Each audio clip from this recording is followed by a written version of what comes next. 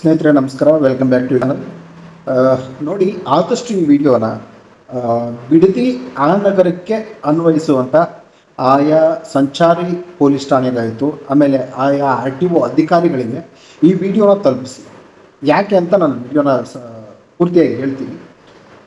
ನಾವೇನು ಈಗ ಫೇಮಸ್ ಆಗಿರ್ತಕ್ಕಂಥ ವಂಡರ್ಲಾ ಅಂತ ಏನು ಕರಿತೀವೋ, ಆ ವಂಡರ್ಲಾಕ್ಕೆ ಸಿಟಿಯಿಂದ ಎಷ್ಟೋ ಜನ ಹೋಗ್ತಾರೆ, ಟ್ಯಾಕ್ಸಿ ಬುಕ್ ಮಾಡ್ಕೊಂಡು ಹೋಗ್ತಿರ್ತಾರೆ. ಮತ್ತು ಆ ಕಡೆಯಿಂದನೂ ಟ್ಯಾಕ್ಸಿ ಸಿಗಲ್ಲ, ಕೆಲವೊಂದು ಸಾರಿ ಸಿಗಲ್ಲ, ಕೆಲವೊಂದು ಸಾರಿ ಸಿಗುತ್ತೆ. ಸಿಗದೇ ಇರೋದಕ್ಕೆ ಏನು ಮಾಡ್ತಾರೆ, ಫುಲ್ ಡೇ ರೆಂಟಲ್ ಬುಕ್ ಮಾಡಿಕೊಂಡು ಹೋಗಿರ್ತಾರೆ. ಸೊ ಇಲ್ಲಿ ಏನಾಗುತ್ತೆ, ಒಂದು ಸೈಡಿಂದ ಬಂದಾಗ ಇನ್ನೊಂದು ಸೈಡ್ ಹೋಗೋದಕ್ಕೆ ಮತ್ತೆ ಟ್ಯಾಕ್ಸಿ ಹುಡ್ಕೊಂಡು ಕೂತ್ಕೊಂಡ್ರೆ ಒಂದು ಅವ್ರಿಗೆ ಟ್ಯಾಕ್ಸಿ ಸಿಗ್ಬೋದು ಅಥವಾ ಸಿಗದೇನೂ ಇರ್ಬೋದು. ಈ ತೊಂದರೆನೇ ಬೇಡ ಅಂಥೇಳಿ ಅವರು ಆ ಕಡೆಯಿಂದಲೂ ಕೂಡ ಇರಂಗಿರಲಿ ಅಂತ ರೆಂಟಲ್ ಮಾಡ್ಕೊಂಡೇ ಹೋಗ್ತಿರ್ತಾರೆ. ಸೊ ಇಲ್ಲಿ ಏನು ಲೇಟ್ ಆಗ್ತಾ ಇದೆ ಅಂತ ನಾನು ಹೇಳೋದಾದ್ರೆ, ವೈಟ್ ಬೋರ್ಡ್ ಕಾರ್ಗಳು ಅಂದರೆ ಈ ವೈಟ್ ಬೋರ್ಡ್ ಕಾರಲ್ಲಿ ಕಮರ್ಷಿಯಲ್ ವೆಹಿಕಲ್ ಕೆಲಸ ಮಾಡಿಸೋದು, ಇದಕ್ಕೆ ವಂಡರ್ಲಾದವರೇ ಸಪೋರ್ಟ್ ಮಾಡ್ತಾ ಇದ್ದಾರೆ ಅನ್ನೋ ಒಂದು ವಿಷಯ ಕೇಳ್ಪಟ್ವಿ.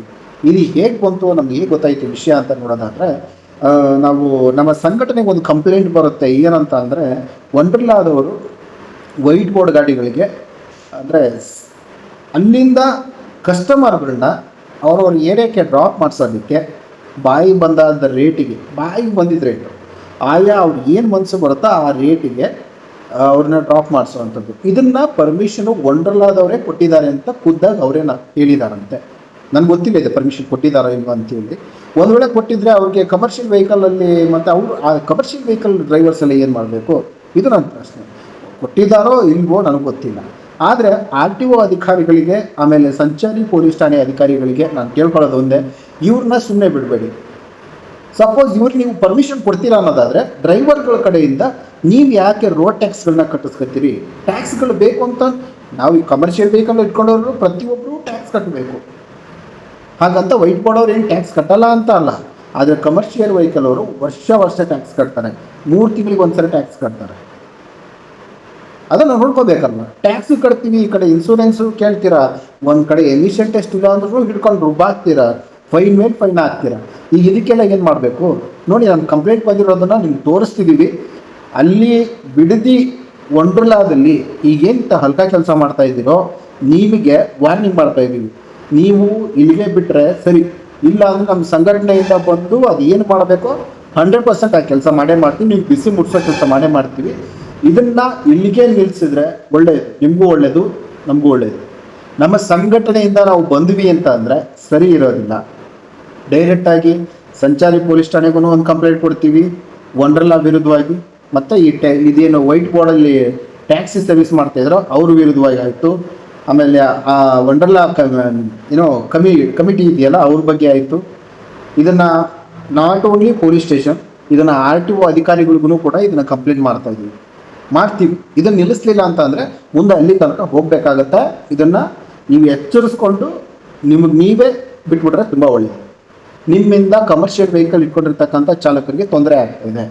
ಇದನ್ನು ನೀವು ಕ್ಲಿಯರಾಗಿ ಅರ್ಥ ಮಾಡ್ಕೋಬೇಕು. ನಿಮಗೆ ಫಸ್ಟ್ ವಿಡಿಯೋ ತೋರಿಸ್ತೀನಿ ಸ್ನೇಹಿತರೆ, ನೋಡಿ ನಿಮ್ಮ ಸೈಟ್ ತೋರಿಸ್ತಾರೆ. ಇವು 4 ಮತ್ತು ಇನ್ನೊಂದು 2 ಗಾಡಿ ಬರುತ್ತೆ. ಇವ್ರಿಗಿದು ಲೋಕಲ್ ಅವ್ರಿಗೆ ಪಾರ್ಕಿಂಗ್ ವಂಡರ್ಲಾದವ್ರು ಕೊಟ್ಟಿರೋದಂತೆ ಬಾಡಿಗೆ ಹೊಡೆಯೋಕ್ಕೆ. ಇದನ್ನು ಬಂದು ಸರ್ ನೀವೇ ಇವತ್ತಿನ ಒಂದು ದಿನದ್ದು ನಾವು ಇನ್ನೊಂದು 2 ದಿನದ ವೀಡಿಯೋ ಮಾಡಿ ನಿಮ್ಗೆ ಹಾಕ್ತೀವಿ. ಇದು ಫಸ್ಟ್ ಕಳಿಸಿರೋದು. ಇದರಲ್ಲಿ ಈ ವಿಡಿಯೋದಲ್ಲಿ ಹೇಳ್ತಾ ಇದ್ದಾರೆ ವಂಡರ್ಲಾದವರೇ ಇದಕ್ಕೆ ಪರ್ಮಿಷನ್ ಕೊಟ್ಟಿದ್ದಾರೆ ಅಂತ ಹೇಳ್ತಾರೆ. ಏನು ಅವರಾಗೆ ಮಾಡ್ತಾ ಇದ್ದಾರೆ ಅಂತ ಅಲ್ಲ, ವಂಡರ್ಲಾದವರೇ ಪರ್ಮಿಷನ್ ಕೊಟ್ಟಿದ್ದಾರೆ ಅಂತ.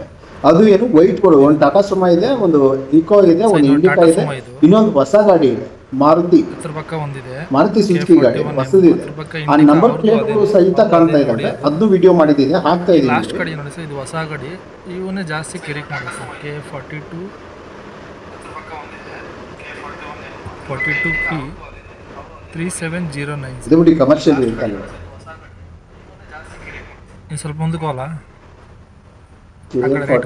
ಆ ಗಾಡಿ ಕಾಣ್ತಾ ಇಲ್ಲ. ಲಾಸ್ಟ್ ಗಾಡಿ ಇದೆ, ಹಂಗೆ 3709. ಸ್ವಲ್ಪ ಮುಂದಕ್ಕೆ ಹೋಗಲ್ಲ ನೋಡಿ, ಈ ವಿಡಿಯೋ ನಾನು ನಿಮಗೆ ತೋರಿಸ್ತಾ ಇದ್ದೀನಿ.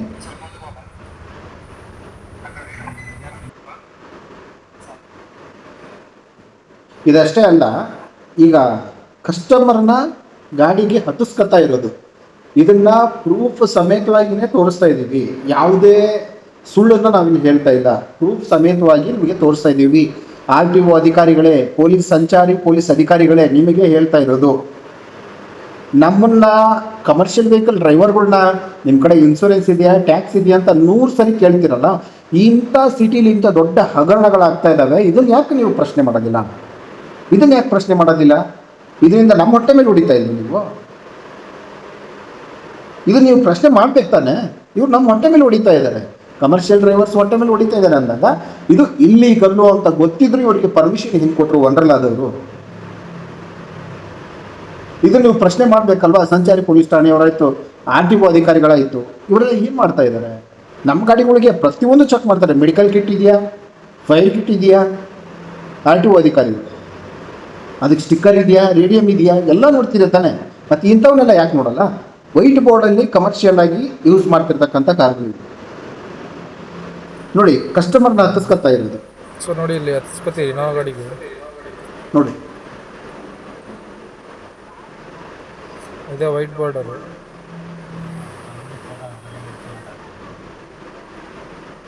Innova car, white board car.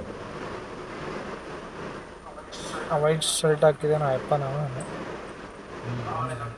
ಅವ್ರದ್ದೇ ಗಾಡಿ. ಆ ಬ್ಯಾಗ್ ಹಿಡ್ಕೊಂಡು ನಿಂತಿದ್ದಾರೆ ನೋಡಿ ಹುಡುಗರುಗಳು, ಅವರು ಮಾತಾಡಿಕೊಂಡು ಹೋಯ್ತಾ ಇದ್ದಾರೆ.